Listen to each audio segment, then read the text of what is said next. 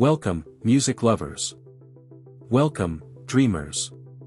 Welcome, everyone who has ever sat in a darkened concert hall and felt the walls of the world fall away, because this is a moment you have been waiting for, whether you knew it or not. Il Volo is coming to the United States, and they are bringing with them everything: the soaring tenor voices, the heartbreak encoded in every rising note, the warmth of three young men who grew up in front of the world and became something genuinely extraordinary. The tour begins in just 2 weeks. And if you have been following their journey, through the arenas of Buenos Aires, the ancient grandeur of Rome, the electric crowds of Sao Paulo, the poetic streets of Madrid, the luminous stages of Tokyo, then you already know that what is about to arrive on American soil is not simply a concert. It is an experience. A reckoning. A homecoming of the soul. The world tour that has swept across continents over recent months has left behind a trail of unforgettable moments, and it is impossible to speak of Il Volo without speaking of the silence that precedes their music.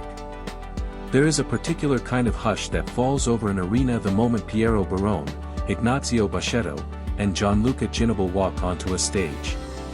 It is not the quiet of an empty room.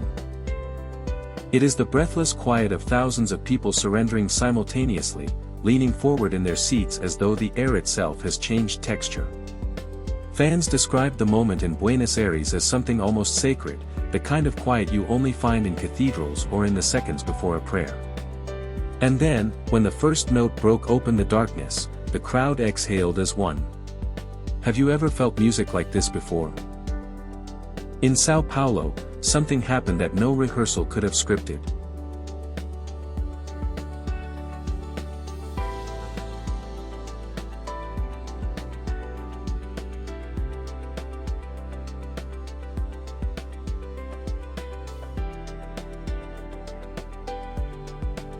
Gianluca stepped to the edge of the stage midway through a performance, the golden stage lights behind him painting long shadows across the front rows, and he simply looked out at the crowd for a long, unscripted moment. He did not speak. He did not gesture.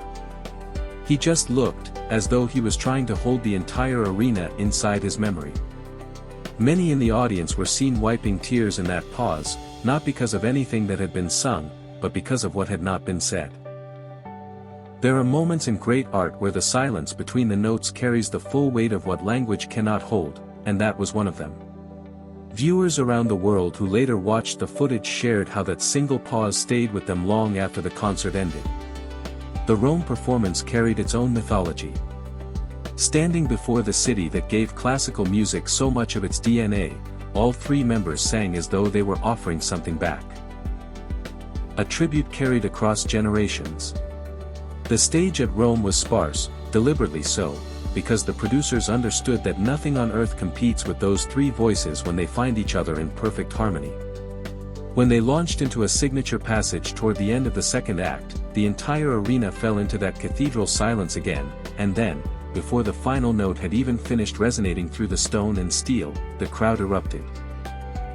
It was a standing ovation that lasted nearly 4 full minutes. Fans described the moment as overwhelming, a wave of collective emotion that nobody in that hall will ever fully be able to describe to someone who was not there. Did you feel this moment too? What makes Il Volo different, what has always set them apart, is the way they carry their gratitude without pretense.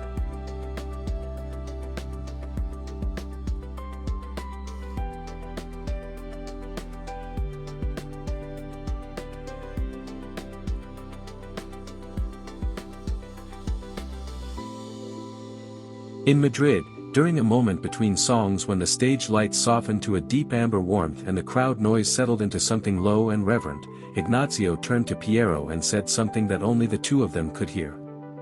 Whatever passed between them in that private moment made them both smile in the way that people smile when they are overwhelmed by something too large for ordinary expression.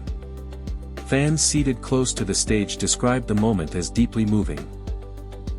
A reminder that behind the operatic grandeur, these are three human beings who genuinely love what they do and who they do it with. The applause that followed was softer than usual, almost tender, as though the audience wanted to protect something fragile that had briefly appeared. The journey toward American shores. Tokyo brought its own extraordinary chapter. There is something uniquely powerful about watching a crowd in a country whose primary language is not Italian or Spanish listen to Il Volo and respond as though every lyric is written directly to them, because it is. Music at the level these three perform it bypasses the logic of language entirely. It arrives somewhere deeper. In Tokyo, fans who had traveled from across Japan and Southeast Asia stood through entire performances, some of them openly weeping, some of them holding handwritten signs that had clearly taken hours to create. Viewers around the world who saw the concert stream shared how the image of that diverse, international crowd unified beneath three Italian voices reaffirmed something they needed to believe, that there are still things in this world that belong to everyone. Which city's performance touched you the most?